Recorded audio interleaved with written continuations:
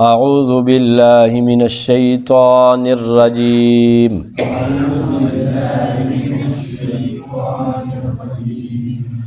بسم اللہ الرحمن الرحیم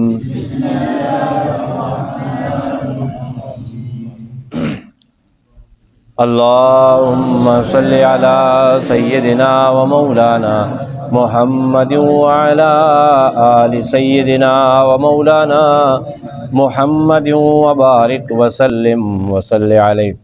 حاضرین محترم، ناظرین اور سامعین، دورہ تفسیر القرآن پارہ نمبر 17 رکوع نمبر 5 سورہ الانبیاء آیات 68 اور 69، 68 اور 69 درس قرآن کی ایک اور مجلس میں آپ سب کے سامنے حاضر ہیں۔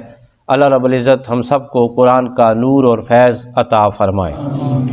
گزشتہ درس میں آپ نے پڑھا اور جانا کہ حضرت ابراہیم علیہ السلام نے ان کے بتوں کو نیست و نابود فرما دیا۔ تفتیش کی تو وہ حضرت ابراہیم علیہ السلام تک پہنچ گئے، سمجھ گئے کہ یہ وہی نوجوان ہے جو ہمارے بتوں کو برا بھلا کہتا ہے۔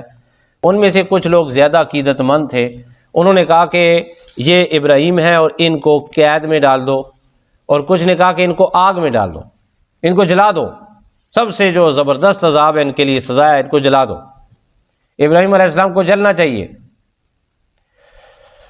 انہوں نے حضرت ابراہیم علیہ السلام کو قید میں ڈال دیا، اور مفسرین اکرام کے درمیان بڑی دلچسپ بحث چھڑ گئی کہ اصل میں حضرت ابراہیم علیہ السلام کو آگ میں ڈالنے کا حکم کس نے دیا؟ علامہ فخر الدین رازی رحمۃ اللہ تعالیٰ علیہ المتوفیٰ 606 ہجری، آپ اپنی تفسیر کبیر میں لکھتے ہیں کہ حضرت ابراہیم علیہ السلام کو آگ میں ڈال کر جلانے کا حکم نمرود نے دیا تھا۔ نمرود بادشاہ تھا، اور بہت سارے مفسرین اکرام جو ہیں انہوں نے مختلف نام پیش کیے ہیں، اور حضرت ابن عباس رضی اللہ تعالیٰ عنہ فرماتے ہیں کہ وہ شخص جو بھی تھا، جس نے بھی نام لیا تھا آگ کا کہ آگ میں ڈالو، انہیں تجویز کیا تھا، وہ اس دربار میں موجود تھا، اور اس کو اللہ تعالیٰ نے یہ سزا دی کہ فوراً وہ زمین کے اندر دھنسنا شروع ہو گیا، اور قیامت تک وہ زمین میں دھنستا رہے گا۔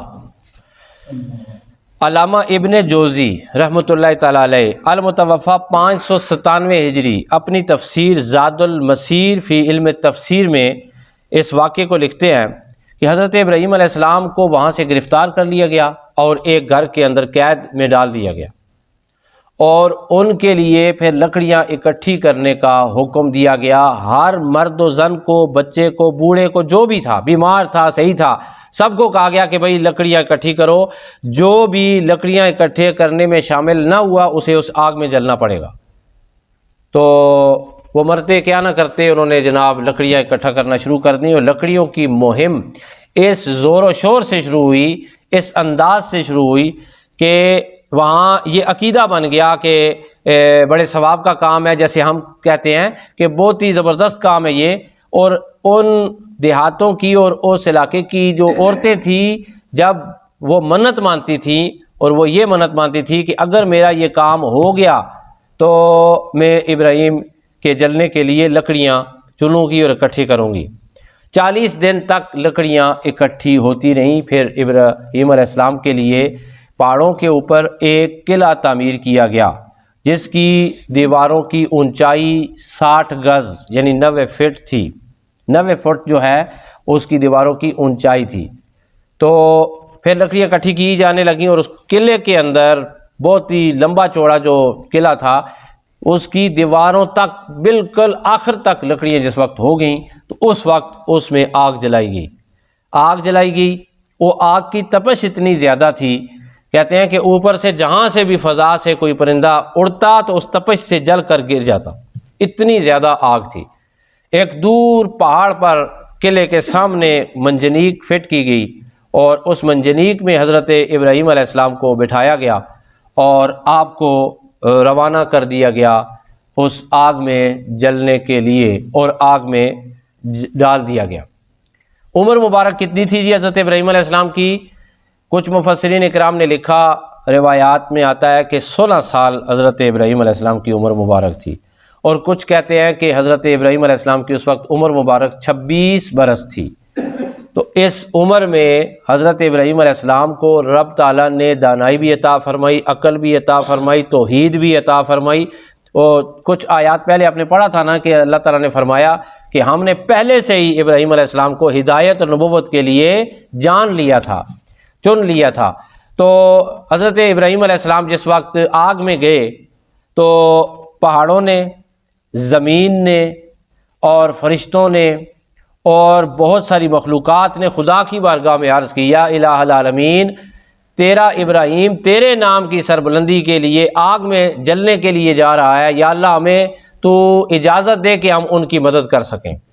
حضرت ابراہیم علیہ السلام کی مدد کے لیے رب ذوالجلال نے جواب دیا کہ میں جانتا ہوں، لیکن اگر ابراہیم آپ کو پکاریں تو آپ ضرور ان کی مدد کریں۔ حضرت جبرائیل امی حضور پاک صلی اللہ علیہ وآلہ وسلم پر بھی وہی نازل کرنے والے ہیں۔ حضرت جبرائیل امی جو ہیں وہ حضرت ابراہیم علیہ السلام کے پاس آئے، تو جو ہی حضرت ابراہیم علیہ السلام نے حضرت جبرائیل کو دیکھا تو نگاہوں تو اللہ تعالیٰ نے ایسے پردے اٹھائے تھے کہ آپ نے دیکھتے ہی پہچان لیا کہ یہ جبرائیل علیہ السلام ہے۔ حضرت ابراہیم علیہ السلام نے فرمایا کہ مجھے آپ کی ضرورت نہیں ہے۔ پھر حضرت جبرائیل علیہ السلام نے عرض کی کہ آپ اللہ کے حضور دعا تو کریں۔ آپ نے کہا مجھے دعا کی بھی کوئی ضرورت نہیں، میرا رب سب کچھ جان رہا ہے، دیکھ رہا ہے، میں دعا نہیں کرتا، وہ دیکھ رہا ہے، جان رہا ہے، ٹھیک ہے۔ تو علامہ اقبال کہتے ہیں کہ آج بھی ہو ابراہیم کا سا ایمان پیدا، آج بھی ہو ابراہیم کا ایمان پیدا، تو آگ کر سکتی ہے انداز گلستاں پیدا۔ وہ ایمان تھا کہ کہتے ہیں میں دعا کیوں کروں، میں دعا تو تب کروں کہ جب میں عام بشر میں سے ہوں، مجھے اللہ نے اپنی حقیقت کا علم عطا فرمایا ہے، میں دیکھ رہا ہوں کہ میرا رب میری طرف دیکھ رہا ہے۔ پھر کہتے ہیں کہ اللہ تعالیٰ نے حضرت ابراہیم علیہ السلام کو اپنی محبت عطا فرمائی تھی۔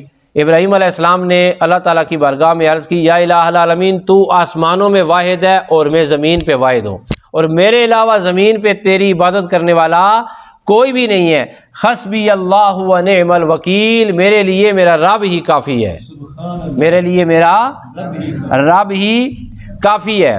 حضرت ابراہیم علیہ السلام آگ میں چلے گئے، آگ جلانے والے آگ جلا چکے تھے، آگ جل گئی۔ حضرت ابراہیم علیہ السلام جس وقت آگ میں گئے تو 40 دن تک حضرت ابراہیم علیہ السلام آگ میں رہے۔ کہتے ہیں کہ ابراہیم علیہ السلام اس کے بعد کثرت کے ساتھ فرمایا کرتے تھے کہ سب سے اچھے دن جو میری زندگی کے گزرے ہیں وہ اس آگ میں گزرے ہیں۔ میرا رب میری طرف فرشتے بھیجتا تھا، سائے کا فرشتہ آیا اور حضرت ابراہیم علیہ السلام کے پاس بیٹھ کے آپ کا دل بہلایا، اور وہ فرشتہ آپ کے لیے ریشم کا لباس لے کر آیا، جنت کے پھول اور پھل لے کر آیا، اور وہاں پر جس وقت یہ منظر چشم فلک دیکھ رہی تھی تو دور بیٹھا محل میں چارپائی پر نمرود بھی دیکھ رہا تھا۔ اس نے دیکھا کہ آگ ارد گرد جل رہی ہے، درمیان میں خوبصورت باغ ہے، اور باغ میں حضرت ابراہیم علیہ السلام کسی سے بیٹھے ہوئے باتیں کر رہے ہیں۔ اس نے آواز دی، اے ابراہیم، اے ابراہیم، کیا آپ جلے نہیں ہیں؟ آپ نے فرمایا مجھے آگ نے کچھ بھی نہیں کہا، کیا آپ باہر نکل سکتے ہیں؟ تو آپ نے فرمایا ہاں میں باہر نکل سکتا ہوں۔ تو اس نے کہا کہ آپ باہر نکل آئیے۔ تو حضرت ابراہیم علیہ السلام باہر آ گئے۔ تو نمرود کہنے لگا کہ یہ آپ کے پاس کون بیٹھا ہوا تھا؟ تو آپ نے فرمایا کہ میرے پاس اللہ کا بھیجا ہوا سائے کا فرشتہ تھا جو میرا دل بہلا رہا تھا۔ تو نمرود کہنے لگا کہ آپ کے رب کی آپ پر بڑی شفقتیں ہیں، آپ کا رب بڑی عزت کرتا ہے آپ کی، تو میں بھی اس کو مانتا ہوں، اور میں 400 گائیں اس کی راہ میں قربان کروں گا۔ تو ابراہیم علیہ السلام نے فرمایا کہ اس وقت تک وہ تیری قربانی اپنی بارگاہ میں قبول نہیں کرے گا جس وقت تک تو ایمان کو قبول نہیں کرتا۔ اس نے کہا نہیں، یہ ایمان تو میں قبول نہیں کروں گا۔ بہرحال میں مانتا ہوں کہ آپ کا رب آپ کی بڑی عزت کرتا ہے۔ مفسرین کرام لکھتے ہیں کہ آگ نے اگر جلایا تو صرف حضرت ابراہیم علیہ السلام کے پاؤں اور ہاتھوں کی زنجیروں کو جلایا، باقی کسی چیز کو نہیں جلایا۔ تو حضرت ابراہیم علیہ السلام نے جو تاریخیں رقم کی ہیں عزیز دوستو، کبھی اپنے بیٹے کے گلے پہ چھری چلا رہے ہیں، کبھی خانہ کعبہ کو بنا کے اور اس کے ارد گرد چکر لگا رہے ہیں جی، کبھی اپنے بچے کو چھوٹی سی عمر میں بے یار و مددگار چھوڑ کے آ رہے ہیں جی، کبھی جو ہے وہ اللہ کے حضور سب کچھ ختم ہو گیا، دولت مال بھیڑ بکریاں زمین جائیداد، پھر بھی اللہ کو پکار رہے ہیں۔ تو کبھی یہ منظر دیکھیں کہ اللہ تعالیٰ کی خاطر حضرت ابراہیم علیہ السلام وہ آگ میں جا رہے ہیں، اور آگ نے بھی کہتے ہیں کہ اللہ تعالیٰ نے فرمایا بردوں و سلاما، اے آگ تو ٹھنڈی ہو جا سلامتی کے ساتھ۔ اگر اللہ فرماتا کہ اے آگ تو ٹھنڈی ہو جا تو اس کی ٹھنڈک سے حضرت ابراہیم علیہ السلام فوت ہو جاتے، دنیا سے انتقال کر جاتے، وہ اتنی ٹھنڈی ہو جاتی۔ یا پھر کہتے ہیں کہ اگر آگ اس طریقے سے ٹھنڈی ہوتی تو دنیا میں کبھی بھی آگ نہ جلتی، بالکل ہی ٹھنڈی ہو جاتی۔ بہرحال عزیز دوستو، آج کی اس درس قرآن کی نشست میں ہم سب سے بڑا سبق یہ سیکھ سکتے ہیں، جب بھی ہم پہ کوئی مشکل آئے، پریشانی آئے، تکلیف آئے، ہم کرائسس میں چلے جائیں، کوئی بھی وقت آئے ہم پر مشکل، تو ابراہیم علیہ السلام کی طرح اللہ سے رجوع کریں، رب ساری مشکلات آسان فرما دے گا انشاءاللہ، رب ساری مشکلات آسان فرما دے۔ ہم اللہ تعالیٰ کو چھوڑ کے پتہ نہیں کہاں بھٹکتے پھرتے ہیں۔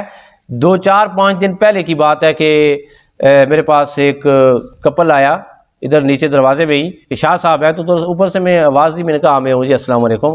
جی ہم نے حساب کتاب کرانا ہے۔ میں نے کس چیز کا؟ جی ہم پر کچھ ہوا ہے، اپنے یہ بتا دیں فٹافٹ آپ آئیں حساب کتاب۔